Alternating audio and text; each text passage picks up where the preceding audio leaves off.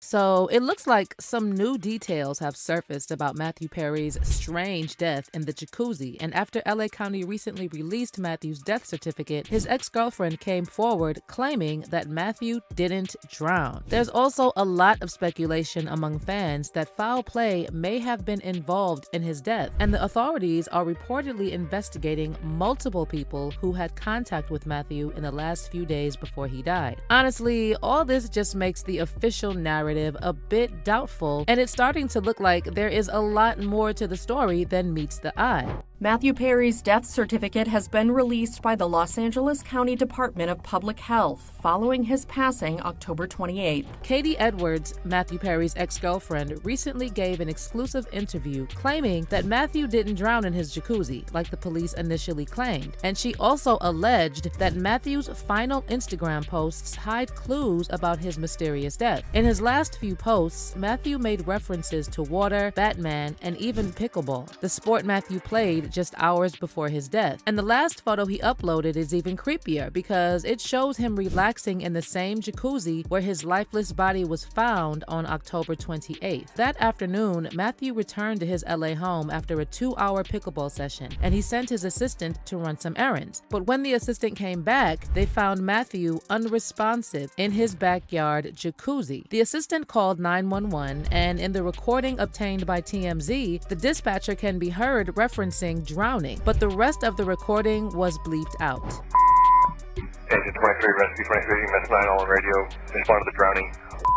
Sadly, by the time the paramedics arrived, it was too late, and Matthew was pronounced dead on the scene. Now, the police said in a statement to TMZ that there was no foul play involved, but we're now hearing that the investigation is still ongoing, and the exact cause of death couldn't be determined. LA County released Matthew's death certificate, but it only says that the cause of death is deferred, which means that they did the autopsy, but the medical examiner is asking for more investigation into the manner of death. According to Dr. Michael Baden, board-certified forensic pathologist and former chief medical examiner of New York, this is very strange, and it sounds like they already have the toxicology results, but they don't want to release it just yet. Dr. Baden spoke to Fox News Digital and said that the toxicology report should be finished by now, adding they've got pretty much 99% of what they're going to get at this point as far as information goes, and they can release it now or they can wait for a couple more weeks because they're looking for some unknown drug. What's also strange is that we're hearing contradictory reports from people close to Matthew about his substance use in the weeks and days leading up to his death. And while several of his friends claimed he was 100% sober and insisted there's no way he relapsed, his ex-girlfriend Katie Edwards said in a new interview that people have no idea what Matthew was up to when he was using. Besides Matthew's assistant who discovered his body, the last person to see Matthew alive was his friend Athena Crosby. The two of them had lunch just one day before Matthew's passing, and Athena told TMZ that Matthew was in extremely good spirits and spoke enthusiastically about the things that he had coming up in his life. She also said she doesn't believe that a relapse was what led to Matthew's strange death, and she added, "I just want to defend him and say that it was not." And then Marta Kaufman, co-creator of Friends, also claimed in a recent interview with Today that she had a chat with Matthew shortly before his passing, and he was not only sober, but also in a genuinely positive space. But Matthew's ex-girlfriend Katie Edwards painted a completely different narrative, and she claims that Matthew's final Instagram posts were signals that he had relapsed and was reaching out for help. There are a lot of things that aren't adding up for me. I don't believe he just drowned in his jacuzzi. That doesn't sound right. I know Matthew, and I know that he wouldn't have just drowned. I think he might have taken pills in the week leading up to this. And while the authorities said there were no substances found at his house, Katie dismissed this, explaining that the absence of substances at the scene doesn't necessarily mean Matthew didn't take anything before his death. She said, "They said there were no prescription painkillers at the scene, which doesn't surprise me, because he didn't leave drugs lying around. He was paranoid and would take them all so there wasn't any evidence, and then go out for more when he was ready to." Katie also talked about Matthew's unusual social media activity in his final days, and she pointed out that he rarely posted on Instagram. But in the week leading up to his death, he suddenly shared multiple posts, most of them referencing Batman, or Matman as he called himself, water, and even pickleball. That Matman thing was not something he did when he was sober. Matman would come out when he was not sober and he felt kind of invincible. I was around when he was getting high, although I wasn't getting high with him. And when I would say maybe he should cool it a little bit with the drugs, he would say, "No, I'm Matman." Katie then added that Matthew always seemed like he was carrying around some heavy burden that he couldn't tell anyone about. Now, we know Matthew was very open about his struggles with addiction, but Katie said there was something else that seemed to trouble him. He battled with something very deep, Katie told The Sun. It didn't seem to be his childhood. He had a good childhood. His parents loved him. He had great siblings. I think there was something underneath which he battled with and took to his grave. And since the official investigation into Matthew's death is still ongoing, the internet is going wild with theories about Matthew's final moments. A lot of fans are saying it's extremely bizarre how so many celebrities died in their bathtub or jacuzzi, and it seems like this is becoming a pattern in Hollywood. And this is not a modern phenomenon either. Whitney Houston, her daughter Bobby Christina, Aaron Carter, these are just some of the many celebs whose bodies were recovered from their bathtubs. And then when you add to that Matthew's strange Instagram posts, it's enough to make you wonder. All the posts he shared in his final week referenced Batman, Batman signals, water, and pickleball, and they just seem very out of character compared to all his previous posts. In fact, so much so that his followers were asking if he was okay when he first started sharing these strange photos and videos. Either way, a lot of people are convinced Matthew's death wasn't an accident, and they're hoping the investigation will give us some more answers. This was not an accident. He had addictions all his life. Why wait till you're 54 years old and then take your life? Why are these celebrities dying in or around water? It looks very sus to me. Now we know that it wasn't a heart attack. I hope they investigate to the fullest. This has to stop. And someone else wrote, so am I the only person that thinks it's not a coincidence that most celebrities that end up mysteriously dying are usually found in water/bathroom? Aaron Carter, Whitney Houston, Brittany Murphy, Elvis Presley, Jim Morrison, Bobby Christina, etc. Guess it's part of the risk of selling your soul and knowing too much. R.I.P. But let me know if you think these fans are onto something, or are these just conspiracies? Comment down below, and then check out this next video.